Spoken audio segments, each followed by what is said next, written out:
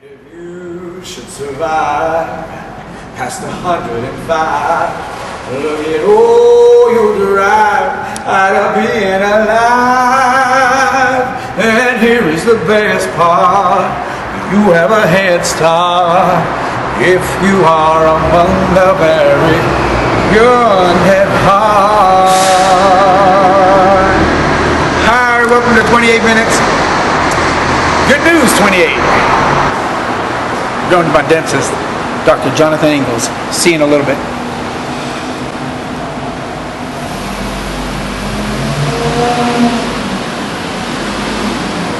And if you should survive, you're 105. Well, here's the best part. You are the best part.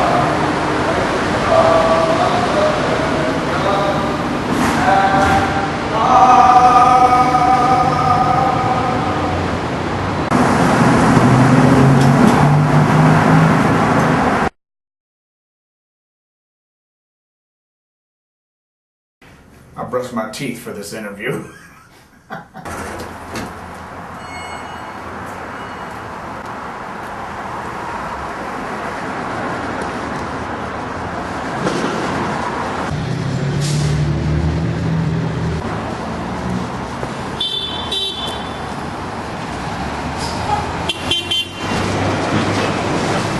Come into the light, Caroline. Ready? Okay. You gotta wait for the red light. Oh, there it is. All right. Well, look, like my doc right here just said, we've been trained. We're watching our camera and seeing if the red light's on. The red light is on for 28 minutes good news, or good news 28 minutes. It's completely up to you. I want to thank my special guest for being with me today. His name is Dr. Jonathan Engel. Say hi. You want to say hi to the audience? Hi, audience. We have an audience over there. Hi, audience. Hey, Doc, we're about to have an interview with you and find out what makes you tick.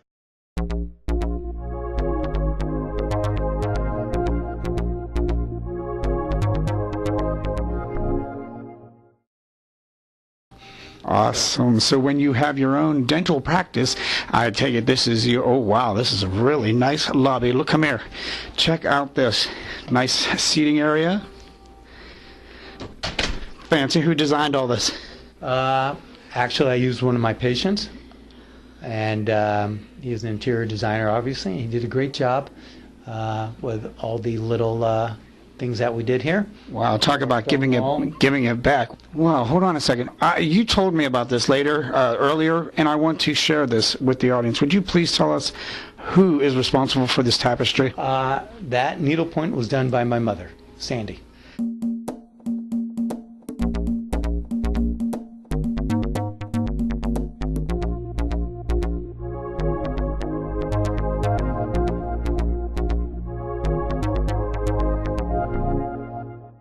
Hey, Mom, a.k.a. Sandy, would you like to say hi to anyone out there?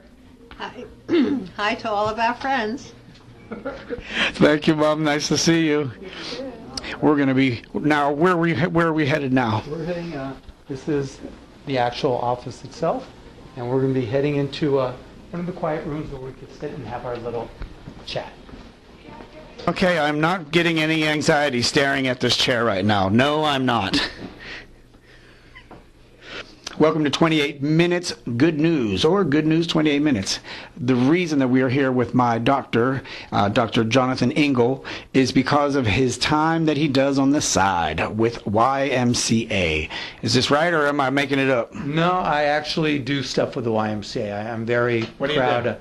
Okay, so I sit on the board of directors of the Hollywood Wilshire YMCA, which is in itself a responsibility to keep funding coming in for a wonderful organization that provides so much to its community. But there are other things that, because of it, I've gotten involved with it, and why I got involved with the YMCA is all part of giving back to the community that I've been doing for many years here out of the office here.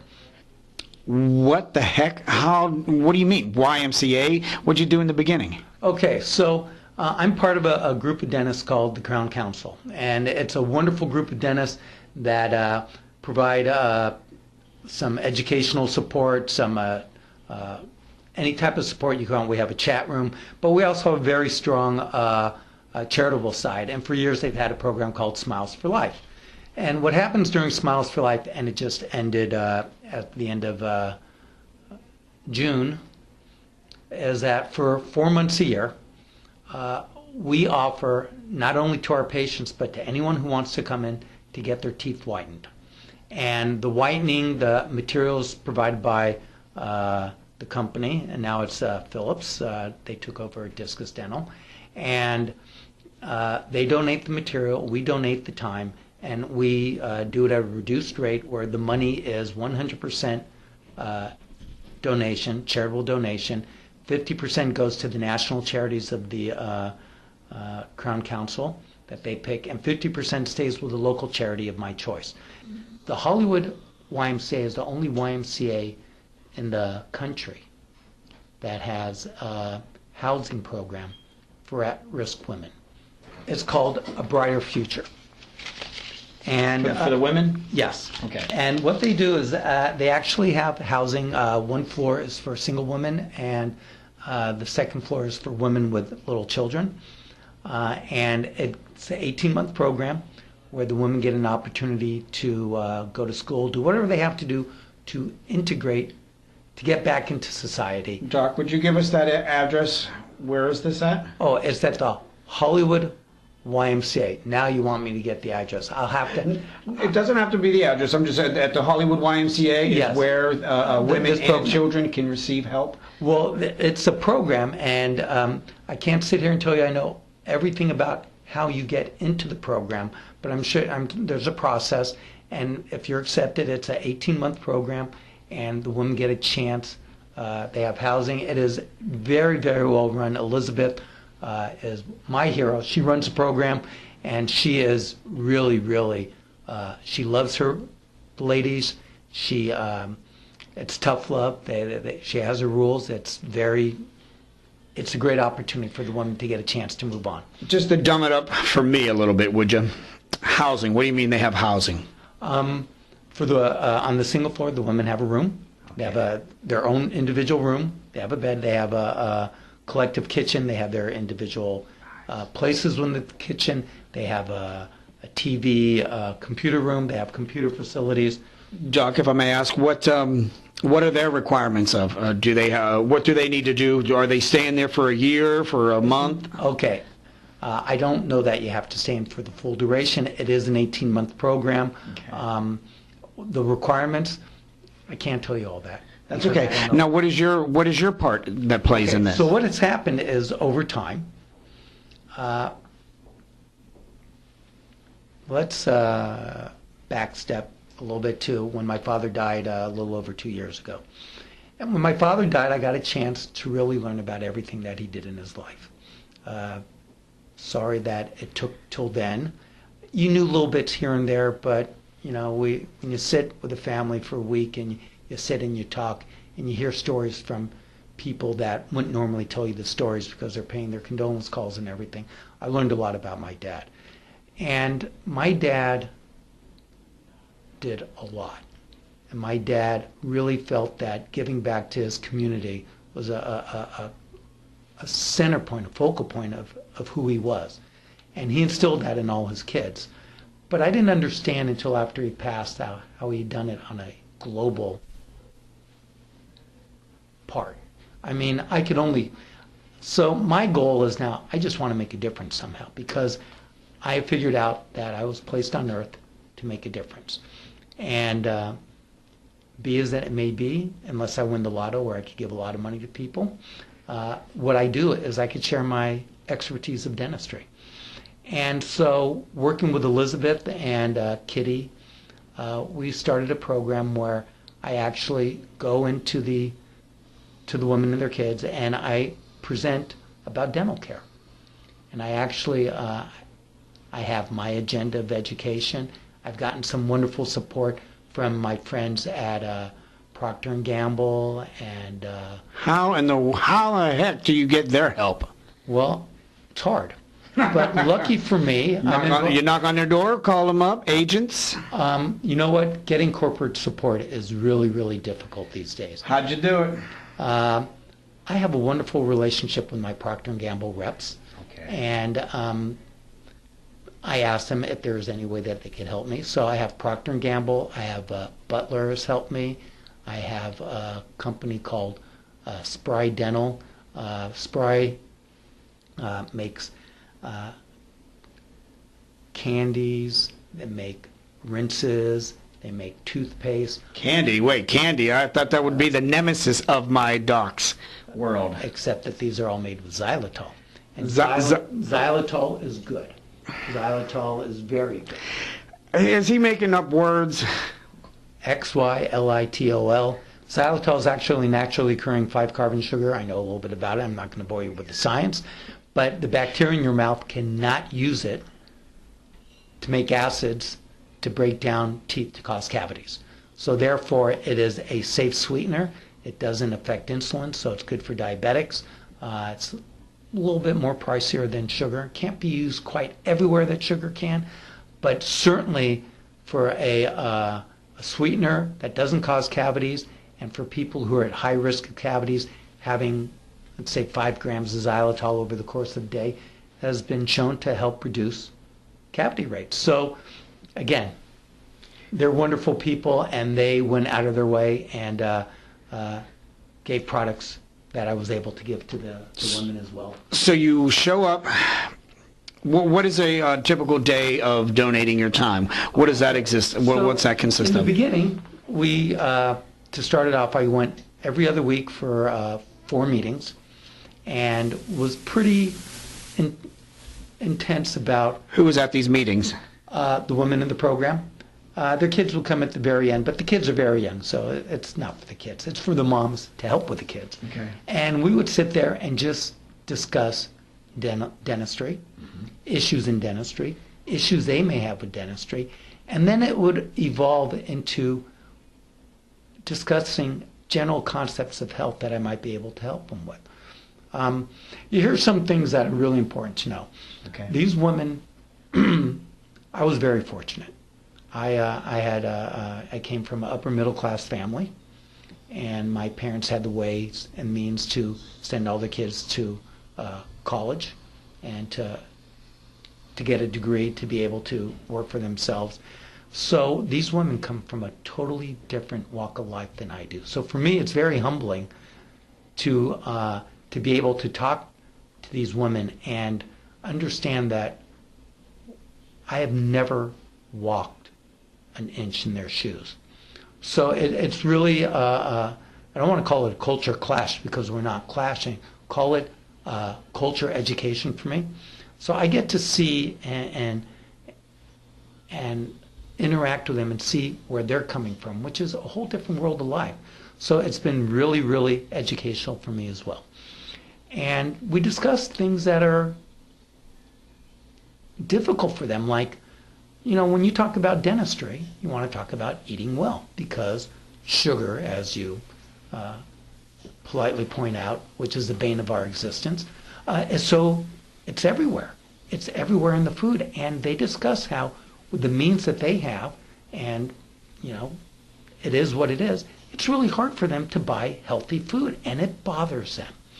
And that is a problem that we have, is that access to healthy food is hard.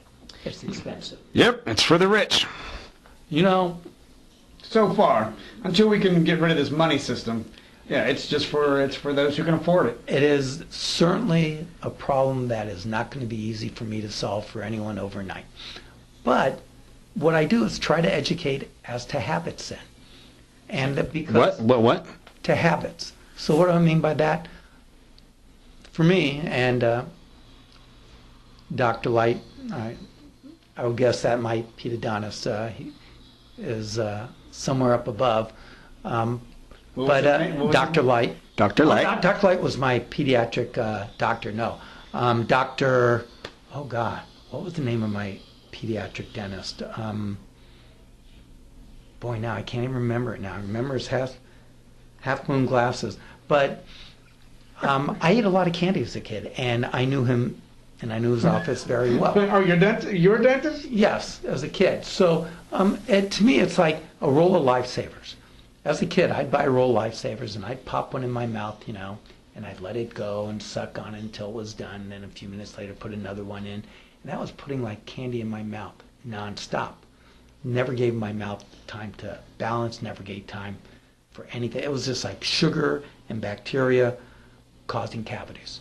Sounds like every child in America. Now, here's what I say. If you took that whole roll of Lifesavers and put it in your mouth at once, now it's gross, you wouldn't do it, but you get rid of all that sugar exposure at one time. So I try to educate that we're not going to eliminate sugar, but how do we control sugar exposures? Because cavities is a process. It's not just sugar, it's just not individual bacteria, it's a whole dynamic. And what we want to do is try and keep the equilibrium where we don't get cavities. Because we can't eliminate bacteria in our mouth. In fact, there are 10 times more bacteria in our body than there are human cells. We're never going to be sterile. We need a lot of the bacteria. So you have good bacteria, you have bad bacteria. We're not going to get rid of them all. We can't starve. We're going to eat food. Even fruit has sugar in it. Mm-hmm. So what we need to do is keep a balance to keep the mouth healthy. And sometimes each person's balance is different. So that's the hard part. There is no one size fits all. Sure. So I sit there and I try and work with them.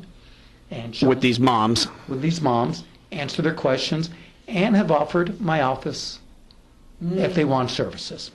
And I haven't had a lot of women take me up on it yet. I've had one woman and her daughter, and it was so gratifying to be able to. This woman thought her mouth was a horrible mess. It really wasn't. So, we were able to get her to feel comfortable about her mouth. Her daughter is just adorable and help do some preventive stuff to help hopefully stem that. She may not get cavities down the road because I really believe in prevention. So we were able to do stuff and, and hopefully make a difference in their life. And you know what? That's what I was put here to do, to help people. That's what I do. If we can rewind a whole bunch more, way back when, what inspired you to become a dentist yourself?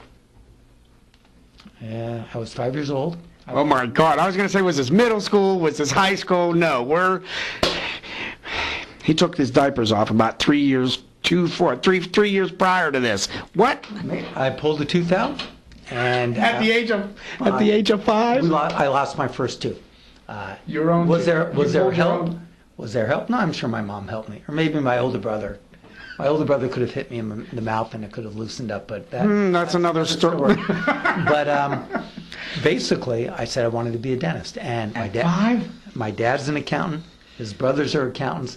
My mom's closest cousins are accountants. Everyone she grew up with. So, and our closest family friend was a dentist in Las Vegas. That's where I was born. We moved here to Los Angeles when I was 2. But I said I want to be a dentist, and that was it. Oh, my God. This is the episode from the Santa Claus movie all over again. Get out of here. It's true. And so really, I never, ever wanted to be anything else but a dentist. You were destined? I was destined to be a dentist. And in a lot of ways, it has served me. I mean, my greatest character asset is my greatest character flaw. It's funny how that works out that way. But it's probably not that unique.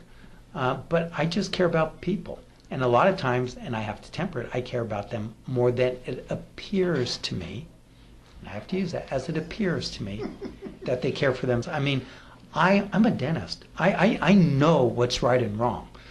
And it is it's been very hard for me to learn that I can't make people change. I'm here to help people. I'm here to help people if they want to know what they can do to be healthier. Right. But just because I know what's right doesn't mean people are going to change because I know what's right. I mean, I would like to think that people respect the fact that I'm a dentist. I should know what's right about my field. But it doesn't mean everyone wants to do what it takes. And that's okay. I'm learning the hard way that I could only change me and everything else is just what is. So I know that I'm here to help people and not force my help on them. And that's how I have to live my life. Let's lighten the load a little bit, and let's ask some questions that are way off the cuff, and let's just get into your brain a little bit. Oh. What does your dream world look like? Now, my dream world is kind of, I'd go back, see, my kids are 22 and 18. My dream world would be when they were about 10 and 6, 11 and 7, and they would never get old, because I love my kids no matter what age they are. But to me, and I almost specialize in kids dentistry. I just got tired of school. I love being around kids. I think a world revolved around kids and the health and well-being of kids, that would be my dream world. All right, tomorrow the world's ending. What you going to do tonight? Try to be with my wife and kids. If the world was ending tomorrow, I would try to make my peace with the people who I need to make my peace with. And if the world is truly ending, I would do whatever I wanted to do to enjoy myself with my wife and kids. I guess I wouldn't want to do anything, quote, criminal just because the world is ending tomorrow. But, whatever I wanted to do, that was fine, would be fine. So I'd probably have a hot fudge sundae. We can't get him off that fudge. Okay, let me ask you just one more question, and we'll wrap things up here. Do you have any questions, by the way? And if not, that's not a problem. I think it's kind of cool that you guys have decided to do something that shows the good in community, as opposed to a lot of what we see as the problems with our community. And I had a patient share with me today that we had this discussion a couple of weeks ago. What? Do tell. Oh, it's very exciting. Soda sales are down in the country. And I thought, wow. Yeah, to me, it just, maybe we are taking a little more responsibility for our health. Oh, gotcha. And my whole thing is, health care reform, any reform, starts with the individual. So I think it's really great you're doing societal reform. You are showing good things in society so that people could have a better sense of community. I do believe that we have to take responsibility one way or another to our community. To our community first. And I think it's great that you guys are doing it. Yeah, thanks, Doc. I think you would agree with us. Just watching the news sucks anymore. Oh, can I say sucks? Yeah, just for myself, I don't know, Doc, when I first got with you, 5 years ago, I had told you then, we don't watch television. I literally could not watch television. We're watching it now, but I still can't watch the news. I don't enjoy watching television with shooting guns. I don't enjoy seeing physical violence towards each other. It's either maybe back. I don't really believe in past lives kind of thing, but obviously some of our lives have been past, because if our mom gave birth to her, gave to her birth, there's got to be some crazy ass some crazy connection that we have lived this fighting crap for a long time, and it needs to end very fast. Because how can we have 6 billion people and still maybe 1 million of them can fight? I don't think there's any room for fighting at all, and that's why I don't watch the news. However, because of that is why the good news stuff is we're trying to outweigh it. There is room for teaching people that it's okay to be okay with one another. Yes. And yeah, thank you. I want to end it on that note. Thank you very much. Thank you to our guest, Dr. Jonathan Engel, and his office. Thank you, and all your staff members that allowed us to invade your privacy just for a little while. Thank you, Randy Lemons, for filming us. His nickname's Kevin, by the way. Kevin, do you have anything to share? really appreciate the opportunity and the time that you've allowed us to come in and try to capture a little bit of, like you say, some good news, because there is no good news hardly anymore on the news. It's coming back. It'll make a comeback, like all good things. Thank you very much. Have a wonderful day. Love yourself. Love each other. Love each other. Love each other. Fairy tales can't come true. They can happen to you if you're young at heart. For it's hard, you will find, to be narrow of mind when you're young at heart. You can go to extremes with impossible schemes. You can laugh when your dreams fall apart at the seams. And life gets more exciting with each passing day. You see, love, it's either in your heart or it's on its way. Don't you know that it's worth all the treasures on earth to be young at heart? For as rich as you are, it's much better by far to be young at heart. And if you should survive past 103, 4, or 5, look at all you'll derive out of being alive. And here is the best part: see, you have a head start if you are among the very young at heart.